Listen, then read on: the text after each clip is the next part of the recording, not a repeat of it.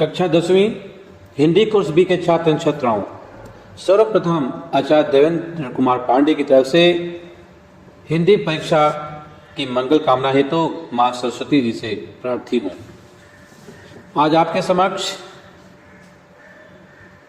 Diary का पन्ना लेखक सीताराम सेक्सरिया द्वारा लिखित पाठ का सारांश प्रस्तुत करने जा रहा हूं। यह पाठ डायरी शैली में रचित है। इसमें लेखक सीताराम सेक्सरिया ने 26 जनवरी 1931 को कलकत्ता में मनाए गए स्वतंत्रता दिवस का लेखा जोखा प्रस्तुत किया है। डायरी शैली का मतलब डायरी लिखी गई है, उसको डायरी शैली बोलते हैं।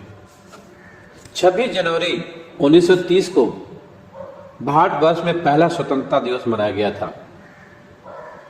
अब दूसरी बार 26 जनवरी 1931 को यह दिवस पुनः मनाया गया।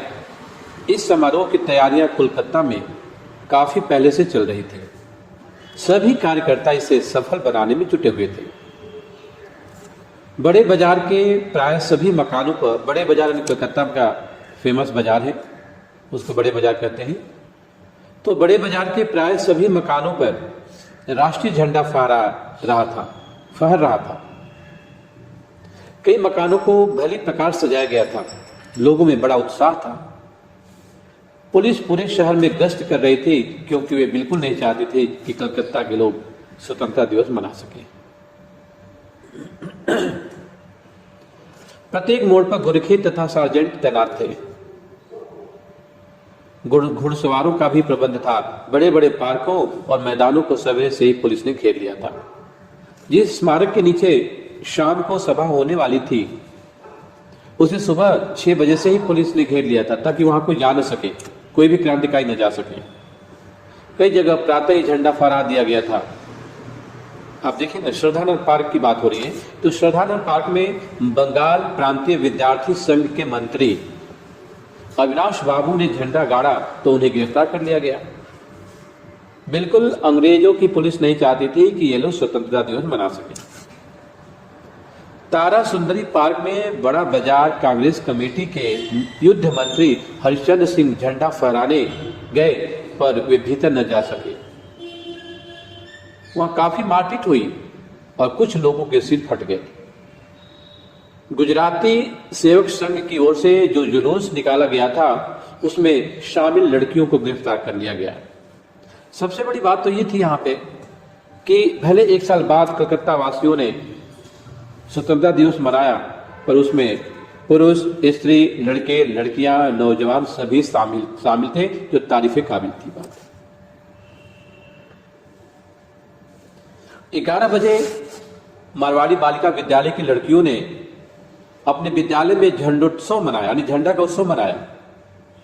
इसमें जानकी देवी तथा मदालसा बाजार भी गई थी। यहां का प्रबंध अच्छा था। 2-3 बजे जिन आदमियों को पकड़ लिया गया था, उनमें पूर्णोदास, पुरुषोत्तम राय भी थे। ये लोग स्वतंत्रता सेनानी थे, क्रांतिकारी थे, देश के लिए 100 रुपये लुटाने के लिए तैयार थे। पूर्णोदास और पुरुषोत्तम राय। इन्हीं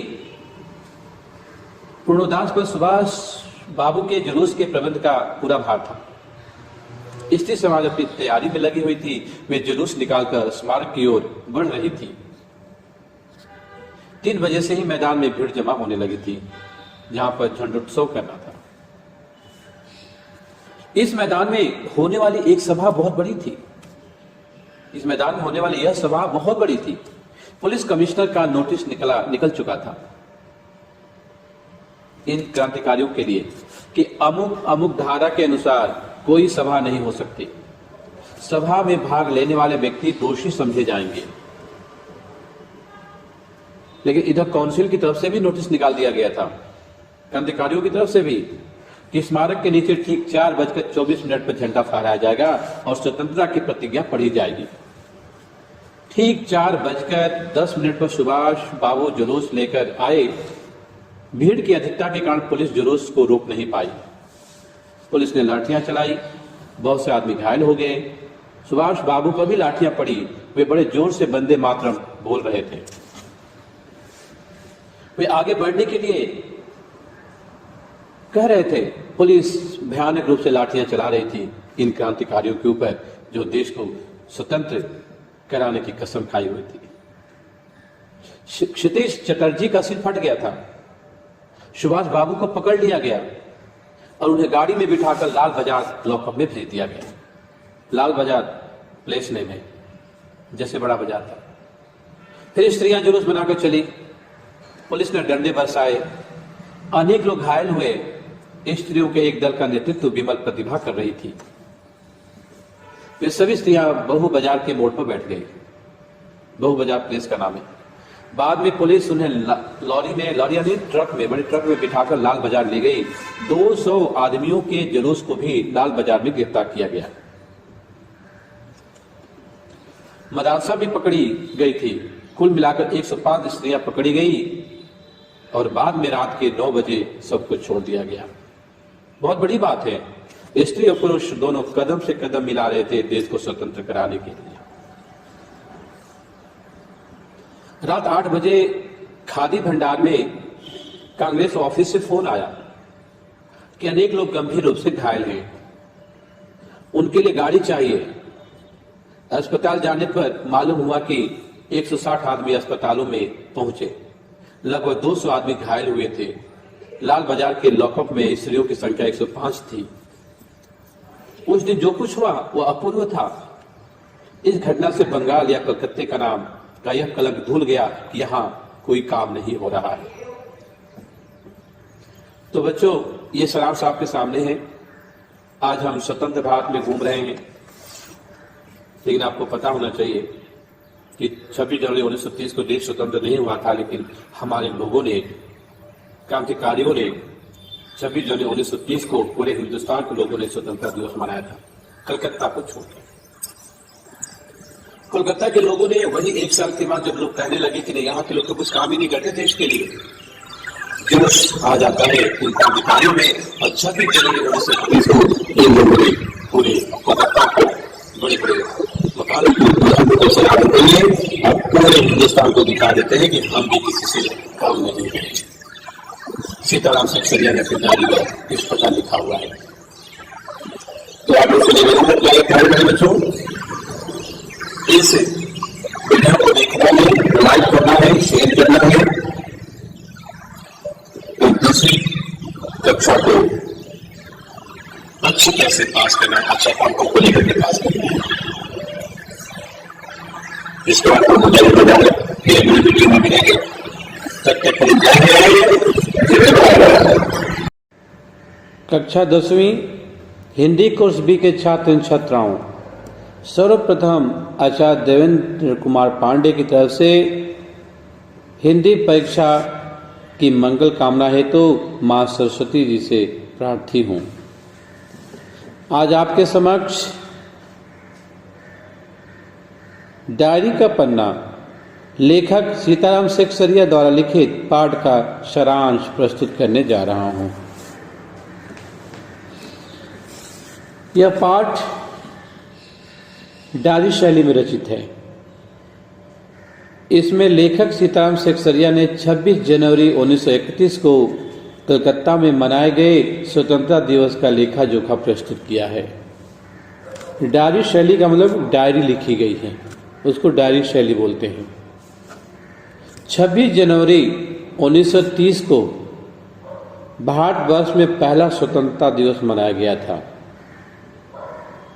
अब दूसरी बार 26 जनवरी 1931 को यह दिवस पुनः मनाया गया। इस समारोह की तैयारियां कोलकाता में काफी पहले से चल रही थी। सभी कार्यकर्ता इसे सफल बनाने में जुटे हुए थे। बड़े बाजार के प्राय सभी मकानों पर, बड़े बाजार यानी कोलकाता का फेमस बाजार है, उसको बड़े बाजार कहते हैं। तो बड़े बाजार के प्राय सभी मकानों पर राष्ट्रीय झंडा फहर रहा था। कई मकानों को भली प्रकार सजाया गया था। लोगों में बड़ा उत्साह था। पुलिस पूरे शहर में गश्त कर रही थी, क्योंकि वे बिल्कुल नहीं चाहती थी कि कलकत्ता के लोग स्वतंत्रता दिवस मना सके। प्रत्येक मोड़ पर गोरखे तथा सार्जेंट तैनात थे। घुड़सवारों का भी प्रबंध था।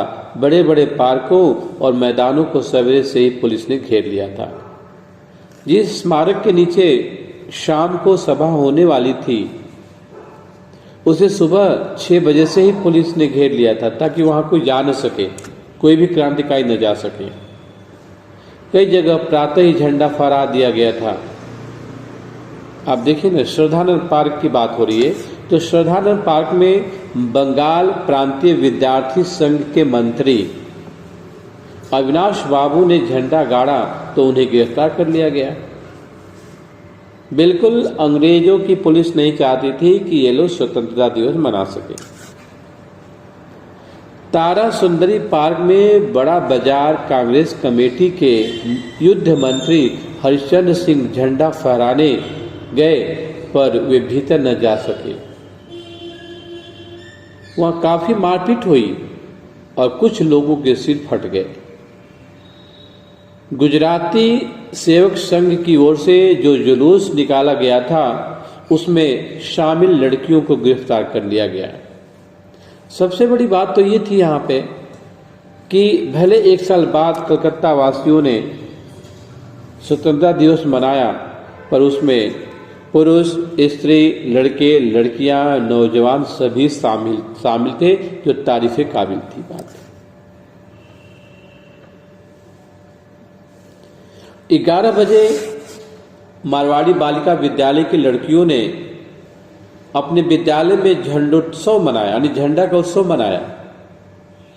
इसमें जानकी देवी तथा मदालसा बाजार भी गई थी। यह का प्रबंध अच्छा था। 2-3 बजे जिन आदमियों को पकड़ लिया गया था, उनमें पूर्णोदास, पुरुषोत्तम राय भी थे। ये लोग स्वतंत्रता सेनानी थे, क्रांतिकारी थे, देश के लिए 100 रुपये लुटाने के लिए तैयार थे। पूर्णोदास और पुरुषोत्तम राय, इन्हीं पूर्णोदास पर सुभाष बाबू के जुलूस के प्रबंध का पूरा भार था। स्त्री समाज अपनी तैयारी में लगी हुई थी। वे जुलूस निकालकर स्मारक की ओर बढ़ रही थी। 3 बजे से ही मैदान में भीड़ जमा होने लगी थी, जहां पर झंडोत्सव करना था।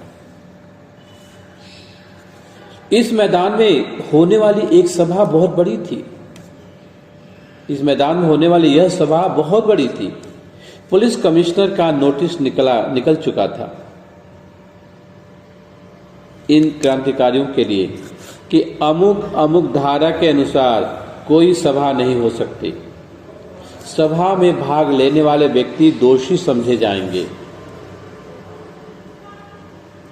लेकिन इधर काउंसिल की तरफ से भी नोटिस निकाल दिया गया था, क्रांतिकारियों की तरफ से भी, कि स्मारक के नीचे ठीक 4:24 पर झंडा फहराया जाएगा और स्वतंत्रता की प्रतिज्ञा पढ़ी जाएगी। ठीक 4:10 पर सुभाष बाबू जुलूस लेकर आए। भीड़ की अधिकता के कारण पुलिस जुलूस को रोक नहीं पाई। पुलिस ने लाठियां चलाई, बहुत से आदमी घायल हो गए। सुभाष बाबू पर भी लाठियां पड़ी। वे बड़े जोर से वंदे मातरम बोल रहे थे। वे आगे बढ़ने के लिए कह रहे थे। पुलिस भयानक रूप से लाठियां चला रही थी इन क्रांतिकारियों के ऊपर, जो देश को स्वतंत्र कराने की कसम खाई हुई थी। क्षितिज चटर्जी का सिर फट गया था। सुभाष बाबू को पकड़ लिया गया और उन्हें गाड़ी में बिठाकर लाल बाजार लॉकअप में भेज दिया गया। लाल बाजार प्लेस नेम है, जैसे बड़ा बाजार था। फिर स्त्रियां जुलूस बनाकर चली। पुलिस ने डंडे बरसाए। अनेक लोग घायल हुए। स्त्रियों के एक दल का नेतृत्व विमल प्रतिभा कर रही थी। वे सभी स्त्रियां बहु बाजार के मोड़ पर बैठ गई। बहु बाजार प्लेस का नाम है। बाद में पुलिस उन्हें लॉरी यानी ट्रक में, बड़े ट्रक में बिठाकर लाल बाजार ले गई 200 आदमियों के जुलूस को भी लाल बाजार में गिरफ्तार किया गया। मदरसा भी पकड़ी गई थी। कुल मिलाकर 105 स्त्रियां पकड़ी गई और बाद में रात के 9 बजे सब कुछ छोड़ दिया गया। बहुत बड़ी बात है। स्त्री और पुरुष दोनों कदम से कदम मिला रहे थे देश को स्वतंत्र कराने के लिए। रात 8 बजे खादी भंडार में कांग्रेस ऑफिस से फोन आया कि अनेक लोग गंभीर रूप से घायल हैं, उनके लिए गाड़ी चाहिए। अस्पताल जाने पर मालूम हुआ कि 160 आदमी अस्पतालों में पहुंचे। लगभग 200 आदमी घायल हुए थे। लाल बाजार के लॉकअप में स्त्रियों की संख्या 105 थी। उस दिन जो कुछ हुआ वह अपूर्व था। इस घटना से बंगाल या कलकत्ते का नाम का यह कलंक धुल गया कि यहाँ कोई काम नहीं हो रहा है। तो बच्चों, ये सारांश आपके सामने है। आज हम स्वतंत्र भारत में घूम रहे हैं, लेकिन आपको पता होना चाहिए कि 26 जनवरी 1930 को देश स्वतंत्र नहीं हुआ था, लेकिन हमारे लोगों ने, क्रांतिकारियों ने 26 जनवरी 1930 को पूरे हिंदुस्तान के लोगों ने स्वतंत्रता दिवस मनाया था, कलकत्ता को छोड़कर। कोलकाता के लोगों ने वही 1 साल के बाद जब लोग कहने लगे कि नहीं, यहाँ के लोग तो कुछ काम ही नहीं करते देश के लिए, जोश आ जाता है उन क्रांतिकारियों में। और 26 जनवरी 1931 को इन लोगों ने पूरे कोलकाता को, बड़े बड़े मकानों को दुल्हन की तरह सजा देते हैं और पूरे हिंदुस्तान को दिखा देते हैं कि हम भी किसी से कम नहीं हैं। सीताराम सेक्सरिया ने अपनी डायरी में इस प्रकार लिखा हुआ है। तो आप लोग से निवेदन है प्यारे प्यारे प्यारे बच्चों, इस वीडियो को देखना है, लाइक करना है, शेयर करना है और 10वीं कक्षा को अच्छी तरह से पास करना है, अच्छे अंकों को लेकर के पास करना है। इसके बाद तो मज़ा ही मज़ा है। फिर अगली वीडियो में मिलेंगे। तब तक के लिए जय हिंद, जय भारत।